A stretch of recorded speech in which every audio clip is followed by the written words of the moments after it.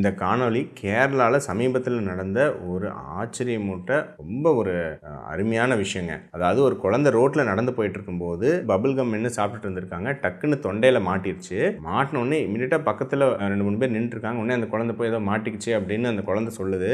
இமீடியட்டாக ஒருத்தர் அந்த குழந்தைய கட்டி பிடிச்சி வயிற்றில் வந்து ப்ரெஸ் பண்ணுறாரு, துப்ப சொல்கிறாரு. சில மென்யூவர் பண்ணோடனே அந்த குழந்தை வந்து துப்பிடுச்சு. இமீடியட்டாக வந்து அந்த குழந்தை வந்து நல்லாயிடுச்சு. ஸோ ரொம்ப ஒரு எனக்கே வந்து ஒரு ஆச்சரியமூட்டும் விஷயம். சரிங்களா? என்ன அப்படின்னா இதை வந்து எல்லாருமே தெரிஞ்சு வச்சுக்க வேண்டிய ஒரு விஷயங்க.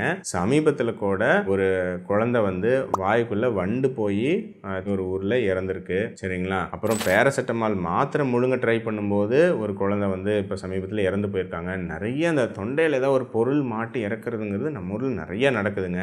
ஏன்னா தொண்டையில் இப்போ நம்ம முழுங்க ட்ரை பண்ணும்போது மூச்சு குழாயில் போய் ஒரு பொருள் குழந்தைங்களுக்கு மாட்டிருச்சு அப்படின்னா நீங்கள் பக்கத்தில் தான் ஒரு கிளினிக்கோ ஏதோ இருக்குன்னா கூட அது போகிறதுக்கெல்லாம் டைமே இருக்காது. ஏன்னா அதிகபட்சம் உங்களுக்கு 1-2 நிமிஷத்தில் நீங்கள் அந்த பொருளை உள்ளேருந்து வெளியே எடுக்கலை அப்படின்னாவே உங்களுக்கு டோட்டலாக மூளைக்கு போகிற ஆக்சிஜன் வந்து கட் ஆகிடும். உங்களுக்கு வந்து இறப்பு வந்து நடந்துடும். அதனால தான் நிறைய டைம் வந்து பார்த்திங்கன்னா மருத்துவர்களுக்கே வந்து பார்த்திங்கன்னா இது மாதிரி ஏதோ தொண்டையில் மாட்டி இறந்து போன சம்பவம்லாம் நிறையா வந்து பெரியவங்களுக்கு கூட நடந்திருக்கு. அதுவும் குழந்தைங்களுக்கு இது ரொம்ப காமன். ஸோ இந்த மாதிரி ஏதோ ஒன்று குழந்தைங்களுக்கு தொண்டையில் ஏதோ ஒன்று மாட்டிடுச்சுன்னா டக்குன்னு பண்ண வேண்டிய விஷயம் என்னங்கிறது நான் சொல்கிறேன். ஹெய்ம்லிச் மேனியோவர் அப்படின்னு சொல்லுவாங்க. அப்படின்னா என்னென்னா ஒரு பெரிய குழந்தைக்கு இது மாதிரி தொண்டையில் மாட்டிருக்கு அப்படின்னா அந்த குழந்தைய பின்னாடி இருந்து நீங்கள் கட்டி பிடிச்சி வயிற்றில் வந்து இப்படி அழுத்தி பிடிச்சி உங்களுக்கு வயிற்றில் இப்படி ப்ரெஸ் பண்ணணும். சரிங்களா? இவர் சூப்பராக இந்த நபர் பண்ணார். நல்லா ப்ரெஸ் பண்ணணும். ஒரு 4-5 வாட்டி நல்லா த்ரஸ்ட்டு, நல்லா அதுவும் மேல்புறம் பார்த்த மாதிரி வெறும் வயிற்று அழுத்தக்கூடாது. நல்லா கொஞ்சம் மேலே ஆங்கிளில் வயிற்று பிடிச்சி நல்லா ப்ரெஸ் பண்ணணும். ஒரு 4-5 முறை நல்லா ஃபோர்ஸாக ப்ரெஸ் பண்ணி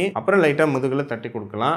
டக்குன்னு அந்த காற்று வந்து நுரையீரல்லேருந்து வெளியே வரும்போது டக்குன்னு அந்த பொருள் வந்து மூச்சு குழாயிலேருந்து டிஸ்லாஜ் ஆகிடும். அதே மாதிரி சின்ன குழந்தை அப்படின்னா அந்த குழந்தைய நம்ம மடியில் படுக்க வச்சு வயிறு வந்து நம்ம தொட மேலே இருக்கிற மாதிரி நல்லா முதுகில் வந்து நல்லா தட்டி கொடுக்கணும். நல்லா ஃபோர்ஸாக தட்டும்போது அந்த பிரச்சனைனால வெளியே வந்துடும். இதை பற்றி எல்லாருமே நீங்கள் தெரிஞ்சு வச்சுக்கணுங்க. குழந்தைங்களுக்கோ பெரியவங்களுக்கு ஏதோ டக்குன்னு தொண்டையில் மாட்டிச்சு மூச்சோட கஷ்டப்படுறாங்க, சோக்கிங் அப்படின்னு நடந்தால் இமீடியட்டாக அந்த ஹெம்லிச் மெனுங்கிறத பண்ணும். இதை பண்ணி தான் அருமையாக அந்த நபர் அந்த ஒரு குழந்தையோட உயிரை வந்து காப்பாற்றிருக்காரு. இது ஒரு சாதாரண விஷயம் கிடையாது. கட்டாயம் உங்கள் வீட்டில் குழந்தைங்க இருக்காங்களோ இல்லையோ எல்லாரும் தெரிஞ்சுக்க வேண்டிய ஒரு விஷயம். நான் பொதுவாக இந்த வீடியோவில் எல்லாத்துக்கும் ஷேர் பண்ணுங்கன்னு நான் சொல்ல மாட்டேன். ஆனால் இதை கட்டாயம் எல்லாத்துக்கும் பகிருங்க. இது ஏன்னா எல்லாரும் பார்த்து பழகி தெரிஞ்சுக்க வேண்டிய ஒரு விஷயம். எப்போ வேணாலும் ஒரு உயிரை காப்பாற்றலாம்.